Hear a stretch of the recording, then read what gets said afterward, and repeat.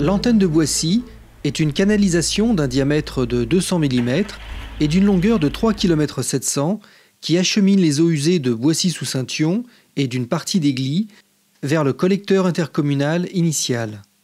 Les quelques ITV qu'on a pu faire montrent que la canalisation présente des désordres relativement importants, des effondrements, des désaxements, des décentrages qui font qu'on peut supposer qu'il y a quand même des exfiltrations d'eau usée.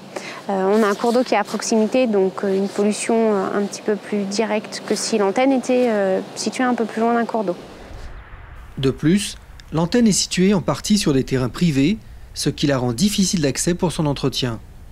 Dans une première phase de travaux, il a donc été décidé de changer le tracé de cette antenne et de poser un nouveau collecteur d'1 km qui doit passer par le centre-ville de Boissy. Mais ce nouveau tracé ne va pas toujours dans le sens de la pente. Il est donc nécessaire d'installer 6 postes de relèvement le long de ce parcours pour diriger les effluents dans la bonne direction. Entre mars et octobre, de nombreux branchements de particuliers sont également créés ou modifiés pour se raccorder sur le nouveau collecteur. C'est un projet qui a nécessité, bien en amont de la réalisation des travaux, une concertation avec la commune. Et aujourd'hui, en phase travaux, la commune est présente à toutes les réunions de chantier. On communique de façon étroite pour être sûr de bien cerner l'ensemble des enjeux liés à ces travaux. À quelques kilomètres de là, sur la commune de Bruyères-le-Châtel, des travaux similaires sont entrepris en début d'année sur un autre collecteur près du rue de la Fontaine-Bouillant. À l'origine, ce collecteur était, disons, allé à 1 ou 2 mètres en pied de berge du rue.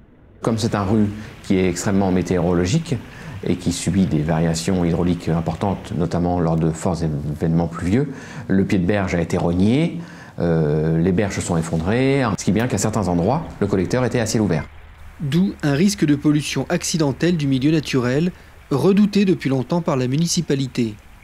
Comble de la coïncidence, pendant la phase de chantier de dévoiement du collecteur d'eau usée, un bout de berge s'est effondré, a emporté le collecteur et on avait des versements d'eau usée. Donc on a eu de la chance que l'entreprise Sogea était présente sur le site et on pu faire une réparation ponctuelle d'urgence pour rétablir l'écoulement.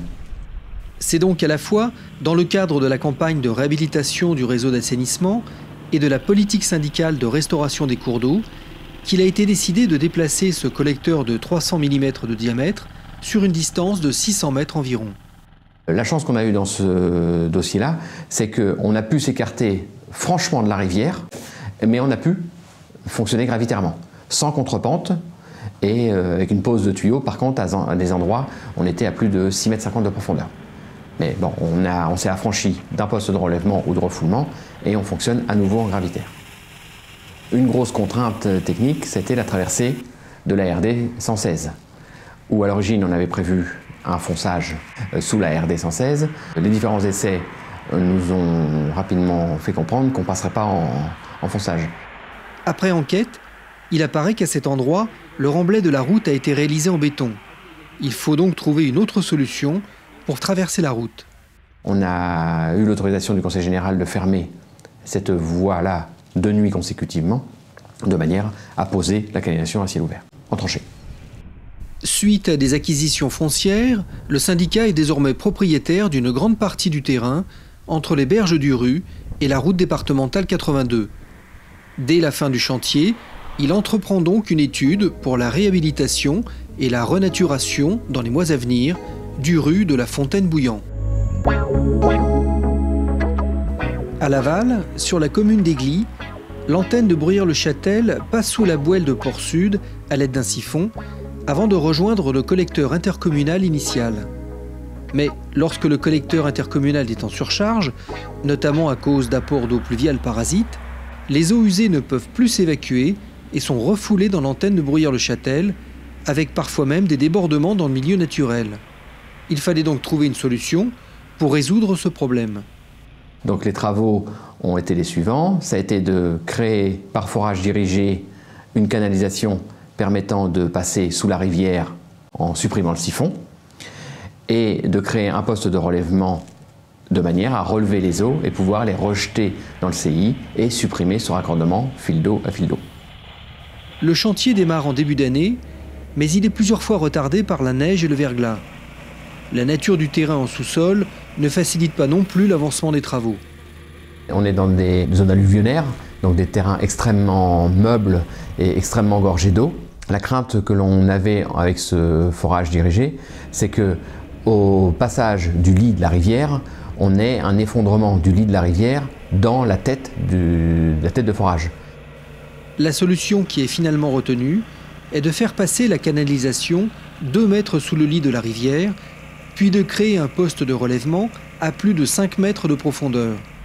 Ce poste est constitué d'une bâche de 2 mètres de diamètre, équipée de 2 pompes de 50 mètres cubes secondes qui permettent de relever les eaux de l'antenne de Bruyères-le-Châtel et de les rejeter dans le collecteur intercommunal.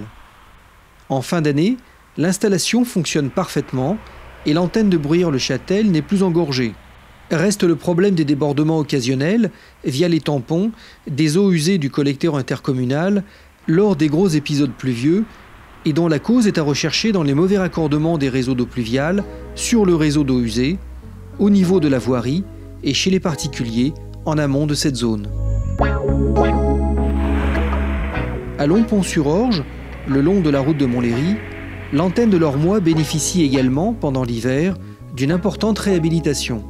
Des études préalables ont préconisé le remplacement de 120 mètres de canalisation en bordure de la chaussée et de 70 mètres de réhabilitation par gainage après le pont sur la Bouelle où le collecteur est moins dégradé.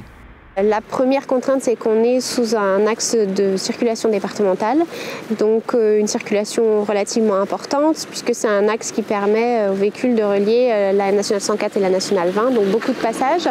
Également, on a une partie de la canalisation qui passe en encorbellement sous un pont, donc qui est un ouvrage spécifique lié, géré par le Conseil général. Donc il a fallu beaucoup se concerter pour savoir comment est-ce qu'on pouvait intervenir. Alors aujourd'hui, l'antenne de l'Ormois est une canalisation qui est en diamètre 200 mm. C'est une canalisation qui est en fibrociment en amiante.